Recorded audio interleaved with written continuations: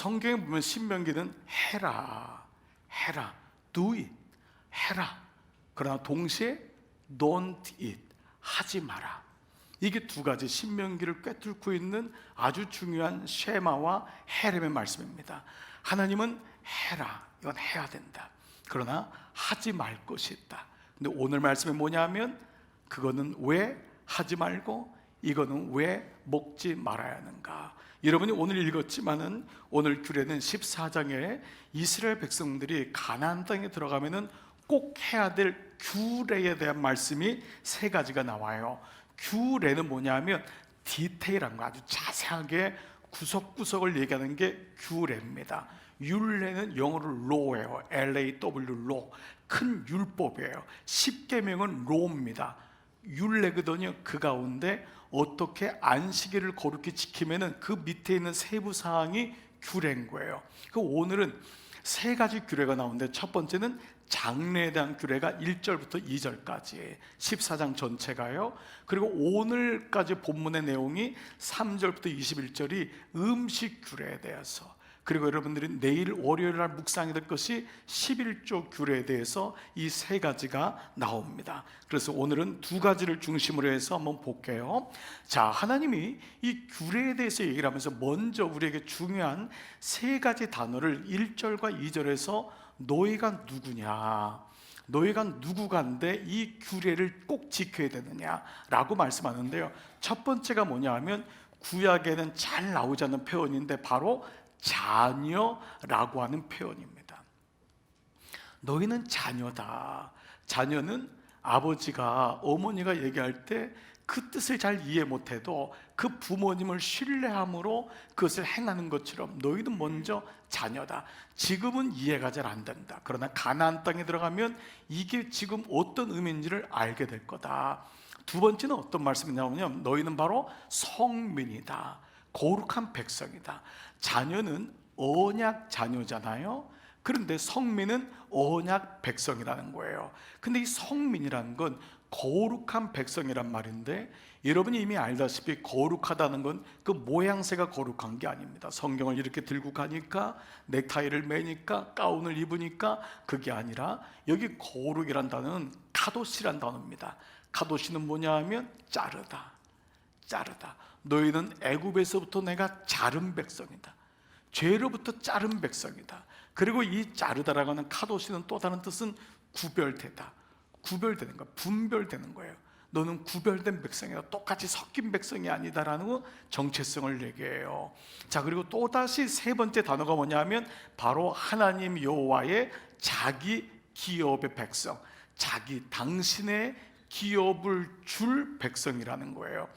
이걸 다른 말로 하면 뭐죠? 소유된 백성인데 너는 내 거니까 내 것을 너에게 줄 거야. 다른 말로 하면 상속자라는 의미입니다. 너희는 나의 자녀고 너희는 성민이고 거룩한 백성이고 너희는 나의 상속자다. 내게 준 것을 너희는 다스릴 거다. 이 가나안 땅은 약속의 땅이잖아요. 그래서 언약을 믿고 들어가면은 그 땅을 선물로 받는 거예요. 그래서 그 땅이 너의 것이 되는 거예요. 바로 기업의 백성이다라고 말씀해요. 자, 이 의미는 규례와 이스라엘 백성의 정체성과의 상관관계 속에서 이해를 해야 됩니다.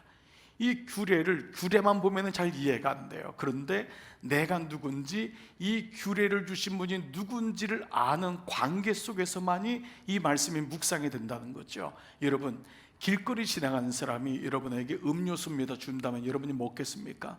아마 그게 새 건지 아닌지도 볼 거고 몇 번이나 의심할 겁니다. 그러나 여러분, 부모님이 여러분에게 물을 준다면 아무 의심 없이 그 물이 비록 여러분이 원하는 깨끗한 물이 아닐지라도 어머니가 준 물이라면 여러분은 그 물을 드실 거예요. 여러분, 왜 그러죠? 바로 규례를 준 분과의 상관관계 속에서 이해를 해야 된다는 것입니다. 그렇기 때문에 오늘 이 말씀은 때로 우리에게는 왜 이 말씀을 주셨지라고 하지만 이것은 하나님의 사랑의 마음이요, 가나안 땅에 들어갔을 때 이 백성들이 어떻게 될지에 대한 염려의 마음이에요. 그래서 도대체 그러면 하나님은 어떤 기준을 가지고 이 말씀을 하셨을까에 대해서 많은 학자들은 접근했어요. 그래서 실제로 어떤 사람은 분명히 이게 건강과 연결이 있을 거다, 그래서 어떤 사람은 채식을 이 말씀을 보면서 선택한 사람도 있어요. 어느 교리 중에, 교단 중에 안식일 교단은 고기를 먹지 않아요. 채식해요. 그러니까 이 말씀을 근거로 해서 이 말씀은 지금도 지켜야 한다라고 하는 분이 있어요. 자, 어떤 의미에서 이런 말씀을 주셨을까? 여러분, 어떤 기준으로 장례식에는 이렇게 해야 되고 이 음식은 먹어야 되고 먹지 말아야 되는 기준이 뭘까요? 여러분은 어떻게 생각하십니까? 근데 제가 정답을 미리 말씀드린다면 이 기준은 사실은 우리가 뭐라고 얘기할 수가 없어요. 왜? 알 수가 없어요. 이 기준이 만약 우리 음식으로 하나님이 건강 때문에만 이은 것을 준 건가? 여러 가지로 생각할 땐 여기도 정확한 답을 가질 수가 없어요. 그런데 이게 바로 신앙의 신비입니다. 여러분이 만약에 말씀을 볼 때 늘 제가 말씀드리지만 이게 막 정확하게만 이해가 되고 구약의 말씀에 명료하게 이해가 되는 순간 여러분은 굉장히 조심해야 됩니다. 그 순간 사실 모든 이단들이 그때 등장했어요. 계시록의 말씀이 명료하게 막 받아지고, 여러분이 막 계시록 말씀에 목사님 계시록이 막 다 보여요. 여러분 이런 빨리 저한테 얘기하셔야 됩니다. 다니엘이 다 꿰어요. 여러분 대단히 무서운 거예요. 왜냐하면 성경은 온통 Y라는 말씀으로 뒤덮여 있어요. 왜인지 잘 몰라요. 우리가 믿음으로 이 말씀을 보기 때문에 이 말씀이 이해가 되고 여러분이 믿음으로 받아들이지만 인식적으로, 이성적으로 이 말씀을 보는 순간 우리는 이 Y에 대한 것을 대답하기가 어려워요. 그런데 한 가지 신명기의 주제어가 우리 하나님 여호와께서, 이게 지난 신명기 특세의 주제였잖아요. 우리 하나님 여호와께서, 이것이 주제라고 한다면 이 우리 하나님 여호와께서 이 명령을 주신 것은 누구를 위함이냐라는 거예요. 거기서 출발해야 돼요. 우리 하나님 여호와께서 이 말씀을 주셨다면은 여러분 이건 나를 위한 거예요. 나를 위한 거. 아이가 아빠한테 혼을 난 다음에 뛰쳐나가면서 아빠 미워 그랬대요. 집에 안 들어올 거야. 여러분 아이가 미성숙하지만 이 아이는 장차 아빠의 마음을 알 거예요. 아빠가 왜 자기에게 그랬는지. 하나님의 이 명령을 주실 때는 누구를 위한, 당신을 위해, 우리를 골탕 먹이려고, 당신의 영광이라고 하는 그 단어 때문에 아닙니다. 직접이요. 너가 자녀이기 때문에 우리를 위해서 이 순종의 마음이 대단히 필요합니다. 그런데 이 일련의 순종의 마음으로 오늘 이 하지 말아라고 하는 이 말씀엔 두 가지의 목적이 있음을 먼저 알게 됩니다. 첫 번째는 예방 목적입니다. 너무 중요한 거예요. 이렇게 장례 규례, 음식 규례는 가나안 땅에 가면 제일 먼저 피부로 다가오는 겁니다. 우리도 오늘날 여러분 얼마나 많은 사람들이 주변에서 상을 당하거나 장례를 치르게 됩니까? 장례 문화는 꼼짝 못하는 거예요. 가는 순간에 아무것도 못합니다. 장례는 당하는 사람도 그렇지만 그냥 인도하는 대로 따라가는 게 장례예요. 그래서 장례 문화 가지고 아무 얘기를 못하고 그 비싼 거를 다 사야 되는 이유가 여러분 그 이유입니다. 장례에는 니고시에이션이 없어요. 그 순간 무조건 따라가는 게 장례 문화예요. 두 번째, 음식 규례도 마찬가지입니다. 주는데 안 먹을 수가 없는 거예요. 이러한 이 부분은 또 11조 규례는 앞으로 가나안 땅에 들어가면 가나안 사람처럼 물질의 노예가 되는 것은 뻔히 보이는 거예요. 그래서 주님은 오늘 이 규례를 통하여 미리 예방을 하는 거예요. 이 옛 언약의 실제인 이 규례들은 오늘의 새 언약 시대, 신약 시대를 살고 있는 우리들에게는 어떻게 묵상되고 적용돼야 될까요? 여러분 이 말씀 문자 그대로 우리는 먹지 말아야 될 거 먹지 말아야 될까요? 아니면 이것을 먹으면 부정된 사람인가요? 그렇다면 먼저 예수님이 이 구약의 옛 언약을 어떻게 완성되었는지를 먼저 안다면은 그 다음에 신약 백성으로서의 묵상이 또다시 우리에게는 들어올 거예요. 자, 예수님은 어떻게 말씀하셨죠? 마가복음 7장 18절 보면은 예수께서 이르시되 너희도 이렇게 깨달음이 없느냐? 이건 제자들과 바리새인들을 향해서 그 당시 이 음식에 대한 논쟁이 생긴 거예요. 뭐를 먹어야 되는지 안 먹어야 되는지. 예수님 당시까지도 음식에 대해서 이건 부정하다, 덜 부정하다 이런 문제가 있었던 거예요. 그럴 때 예수님 뭐라고 하죠? 무엇이든지 밖에서 들어가는 것, 내가 취해서 먹는 것이 능히 사람을 더럽게 하지 못함을, 그 다음에요, 알지 못하느냐.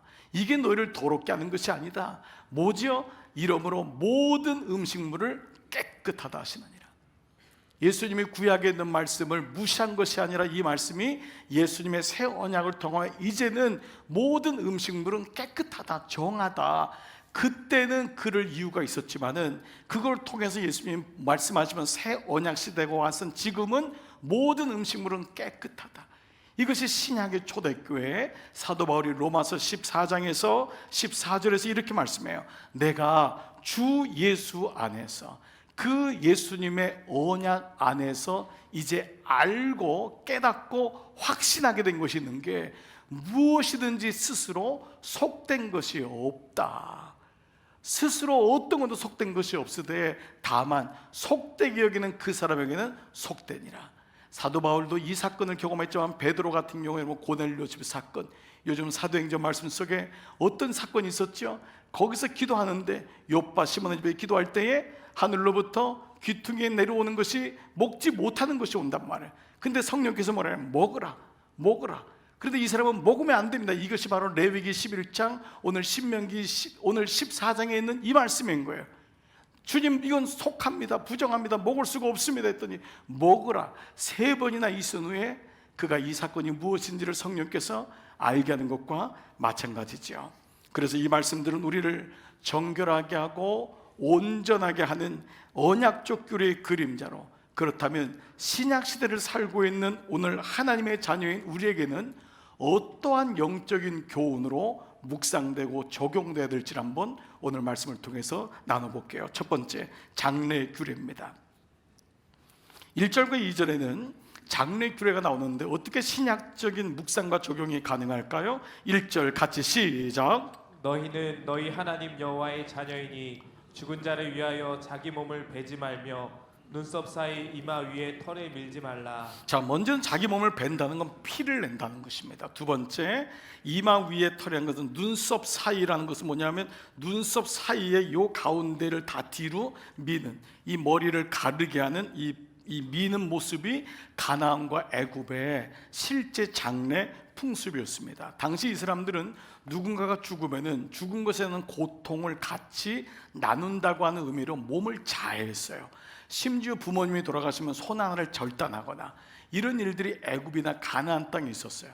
몸에 피를 내서 또 죽은 자와 같이 참여하는 것도 있었지만 무엇보다 이 사람들은 죽은 영혼이 자기에게 오는 것을 두려워했기 때문에 이러한 자해 행위를 했고, 몸에 있는 털을 밀므로 이런 모습들을 자기는 죽음에 담대하다, 이런 모습을 보여주기도 했던 거예요. 그러니까 이 말씀은 뭐냐면 죽은 자를 위하여 산 자들이 뭔가를 하는 것을 하지 말라는 거예요. 이 얘기는 뭐냐면 끌려간다는 거예요. 끌려간다는 거예요. 마태복음 8장 22절, 예수께서 이르시되 죽은 자들이 그들의 죽은 자들을 장사하게 하고 너는 나를 따르라. 이거는 부모에게 효하지 말란 말이 아니에요. 그 당시 2000년 전에도 예수님의 제자들마저도 죽은 자의 문화 속에 파묻혀 있는 거예요. 계속 죽은 자만 섬기다 끝나는 거예요. 아버지 죽으면, 어머니 죽으면, 형님 죽으면, 동생 죽으면 평생을 죽은 자를 위한 삶을 살 때 주님은 너는 나를 따르라, 너는 나를 따르라. 두 번째, 음식 규례는 3절에서 20절까지인데요 여기서 된 신약적인 묵상과 적용은 어떻게 가능할까요? 3절 4절부터 볼게요. 너는 가증한 것, 이 가증한 것은 부정하다는 거예요. 정하지 않다, 혐오스럽다, 거룩하지 않다. 그런데 이 부정한 것은 무엇이든지 먹지 마는데 너희가 먹을 만한 짐승은 이것인데 곧 소와 양과 염소와, 그 다음 말씀해 보면 쭉 나오죠. 무릇 짐승 중에 그럼 먹을 게 뭐냐 하면 이거예요. 첫 번째, 굽이 갈라져 쪽발이 되는 거예요. 굽이 갈라져 두 가지의 발이 되는 거예요. 두 번째, 대세김질하는 거, 두 가지가 동시에 다 돼야 돼요. 굽이 갈라지고 동시에 대세김질하는 것은 너희가 먹지만 그렇지 않은 건 먹지 말라는 거예요. 7절 8절을 보시면 다만 대세김질만 하거나, 여기는 대세김질만 하거나, 많이 빠졌어요 번역할 때. 다만 대세김질만 하거나 혹은 굽만 갈라진 짐승 중에도 너희가 먹지 못해요. 두 가지가 다 있어줘야 돼요. 대세김질하지만 굽이 갈라져 있으면 먹으면 안 돼요. 굽은 갈라졌지만 대세김질 안 하면 먹으면 안 돼요. 이게 뭐냐? 낙타와 토끼와 사반, 오소리. 그것들은 책임질은 하나 굽이 갈라지지 아니하였으니 너에게는 부정하고 라고 하는 것입니다. 자, 그렇다면 그 다음 말씀에 보면 너에게 부정하고 또 너희는 이런 고기를 먹지 말지니라. 그 다음 구절이 뭐죠? 8절 말씀, 돼지에 대한 말씀. 네, 너에게 부정하고 돼지는 여기 나오죠. 8절에 돼지는 굽은 갈라졌으나 책임지를 못하는 거예요. 돼지는 통째로 먹어요. 돼지는 통째로 되새김질 안 합니다. 너에게는 부정하니 너희는 이런 것의 고기를 먹지 말 것이며.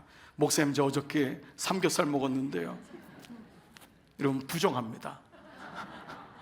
부정에다 토해내시기 바랍니다. 네. 그렇다면 오늘 이미 예수님께서 이 말씀은 부정한 것이 없다고 했다면 새 언약을 사는 오늘 우리에게 이 말씀은 신명기적인 차원에서 쭉 한번 보잔 말이에요. 어떤 의미를 줄까? 신명기가 언약이란 말이에요. 언약이라면 모든 음식 규례를 통해 하나님은 언약을 주기를 원하셨다면 되새김질한다는 것은 다시 반복한다. 말씀을 한 번 먹고 삼키는 게 아니에요. 말씀을 먹고 또 올려서 꾹 올려서 또 씹고. 소를 보십시오. 소는 계속 여물을 먹잖아요. 그 뭐냐? 반복한다. 그래서 히브리 말로 하가란 말은 묵상하다는 가장 많이 나온 단어인데 이 하가는 반복하여 생각한다는 거예요. 반복하여 생각한다. 그 말씀을 통째로 먹고 잊어버리는 게 아니고 돼지는 밀어난 거예요. 영적으로 먹어도 돼요. 여러분 드셔도 돼요. 맛있게 드십시오. 근데 이 말씀의 영적인 의미는 뭐죠? 음식에 매일 먹는 음식을 통하여 먹지 말아야 될 것, 먹을 것을 구별함으로 나는 말씀을 묵상하고 있는가? 나는 말씀을 거르고 있는가? 굽이 갈라졌다는 건 분별됐다는 거예요. 옳고 그른 것을 구별할 수 있는 능히 힘이 내 안에 있는가? 거절할 수 있는 힘이 내 안에 있는가? 이것이 바로 발이 갈라졌다는 거예요. 실제로 짐승 중에도 발이 갈라진 것이 울타리를 계속 타고 올라갑니다. 센 짐승에게 잡혀먹는 경우가 많이 덜하지요. 왜냐하면 산비탈에 설 수 있기 때문에 힘이 있는 것입니다. 분별하는 게 힘입니다. 가나안 땅에서는 옳고 그른 것을 분별해야 돼요. 속는 것 자꾸 속으면 안 된다는 것입니다. 무엇보다 되새김질한다는 의미는 하나님께 자주 묻는 거예요. 자녀의 특권은 물어보는 거예요. 저도 어느 날 그 얘기를 하더라고요. 왜 안 물어봤냐고. 하나님은 그렇게 어려운 분이 아닙니다. 여러분, 하나님께 자주 묻는 게 기도 아니에요? 하나님 어떻게 하면 좋아요? 주님, 제게 사인을 좀 주세요. 제가 주님 눈이 어두워서 잘 못 보는 것 같아요. 주님, 제가 귀가 어두워서 못 듣는 것 같아요. 저에게 말씀을 주세요. 그래서 모든 그리스도인은 하나님 주시는 말씀 가운데 열려 있는 거예요. 하나님께 음성을 묻는 거예요. 이것이 자녀와 성민과 상속자의 삶인 거예요. 로마서 12장 2절, 너희는 이 세대를 본받지 말고 오직 마음을 새롭게 함으로 변화를 받아 하나님의 선하시고 기뻐하시고 온전한 뜻이 무엇인지 분별하도록 하라. 되새김질 하시고 있습니까? 여러분, 발이 갈라져 있습니까? 두 번째로는 물에 사는 물고기는 어떤 기준이 있죠? 9절 말씀 한번 같이 읽겠습니다. 시작. 물에 있는 어족 중에 이런 것은 너희가 먹을 것이니 무릇 지느러미와 비늘 있는 것은 너희가 먹을 것이요. 물에 사는 동물의 경우에도 두 가지가 동시에 있어야 되는데 첫 번째는 지느러미가, 두 번째는 비늘이 있어야 됩니다. 한 가지만 있으면 안 됩니다. 예를 들면은 미꾸라지나 고등어는 지느러미는 있지만은 비늘이 없습니다. 여러분, 추어탕 드시면 안 됩니다. 고등어 드시면 안 됩니다. 얘는 지느러미 있지만 이게 비늘이 없기 때문에. 그럼 비늘도 없고 지느러미도 없는 거, 새우, 낙지, 오징어, 조개, 게, 장어, 갈치, 꽁치 드시면 안 됩니다. 여러분, 좋아하는 게 지금 다 여기 있는 분은 어떻게 하면 좋아요? 그런데 지느러미는요, 물고기 등에도 있고 옆에도 있고 배에도 있고 꼬리에도 있습니다. 근데 지느러미가 있는 게 왜 그러냐 하면 실제로 지느러미가 있는 물고기는 해면 위로 올라오기 때문에 살아있는 걸 먹어요. 실제로 이건 건강학적으로도 의사들도 밑에 있는 찌꺼기를 먹는 건 다 밑에 있는 각각류들이에요. 안 좋은 걸 먹는 게 그게 맛이 있죠. 군것질은 이게 안 좋은 게 맛이 있듯이. 근데 얘네들은 다 위로 올라가는 거예요. 근데 영적으로 뭐냐 하면 물살을 바람을, 그 어려움을 뚫고 파도를 뚫고 올라갈 수 있는 건 지느러미만 가진 물고기만 올라갈 수 있다는 거예요. 너희가 가나안 땅에 있을 때 물을 헤치고 가야 된다는 거예요. 영적으로 치고 올라가야 된다는 거예요. 살아있는 것만이 비늘어미, 이 지느러미를 가지고 올라간다. 동시에 비늘은 물고기를 보호합니다.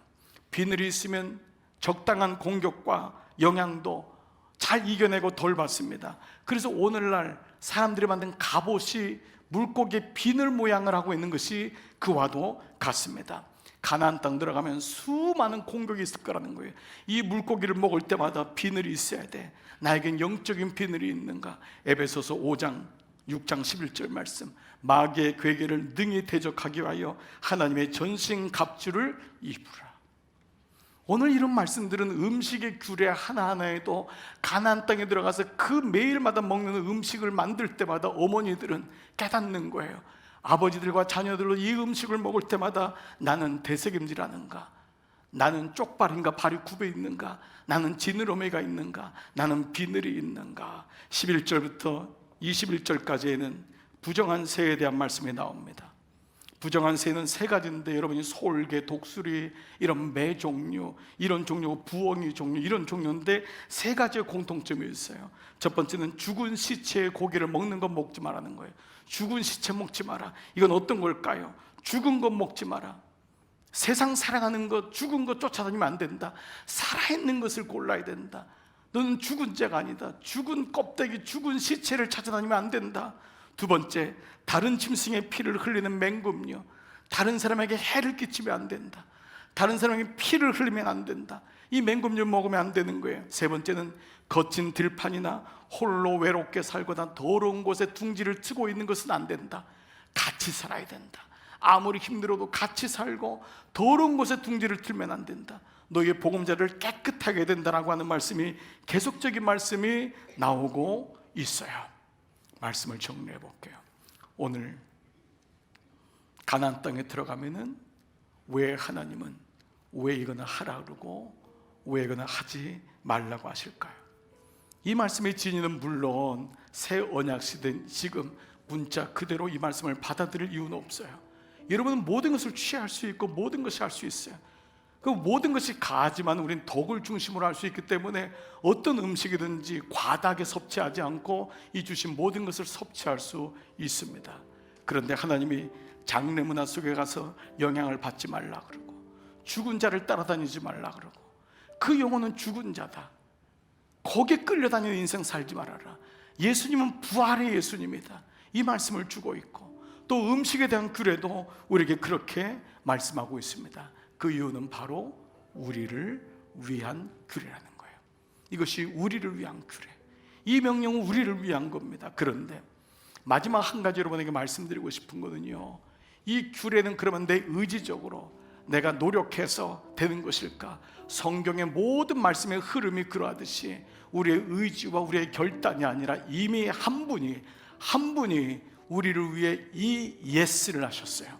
이것을 사도 바울은 고린도후서 1장 19절에서 우리 가운데 전파된 하나님의 아들 예수 그리스도는, 그 예수 그리스도는 예하고 아니람이 되지 아니하였으니, 그분이 십자가가 이해가 안 된다고 노했다면 우리에겐 구원이 있을 수 없어요. 그런데 그분이 십자가를 이해할 수가 없었잖아요, 인간으로서는. 그래서 그분이 십자가를 가능하면 피해달라고, 이 잔을 내게서 멀리 해달라고 기도했잖아요. 그러나 하나님의 뜻이거든 내가 이 잔을 먹겠다고 했잖아요. 그래서 그분의 십자가 사건이 그리스도가 예라 하고 아니람이 되지 않았었지, 그에게는, 예수님께는 예만 되었느니라. 그래서 이 말씀이 20절에서 이렇게 말씀이 연결되고 있어요. 하나님의 그 언약은, 약속은 그 그리스도 안에서 그분을 통해서 예가 되니 그런지 예수님으로 말미암아 우리가 아멘할 수 있다. 이 이해가 되지 않고 때로는 납득이 되지 않는 이 말씀도 하나님의 선하심을 믿기 때문에 나는 예스할 수 있는 것입니다. 사랑하는 여러분, 이것은 무조건 여러분에게 앞뒤 없이 믿으라는 것이 아닙니다. 하나님 말씀에 대한, 하나님에 대한 신뢰가 있다면 여러분, 하지 말라고 하는 말씀은 하지 않으시는 게 좋습니다. 하지 마셔야 됩니다. 먹지 말라, 하지 말라, 이 말씀엔 다 의미가 있습니다. 그래서 구약에는 십계명을 통하여 하나하나 그 말씀을 주고 있는 것입니다. 근데 어떤 분은 나는 자유했기 때문에 구약은 필요 없어 라고 합니다. 만용이고 오용이고 교만입니다. 하나님 말씀에 예스, 제가 그렇게 하겠습니다. 이 말씀대로 살겠습니다. 그때 여러분, 하나님은 이것이 너에게 복이 된다고 말씀하셨습니다. 이 세상은 가나안 땅입니다.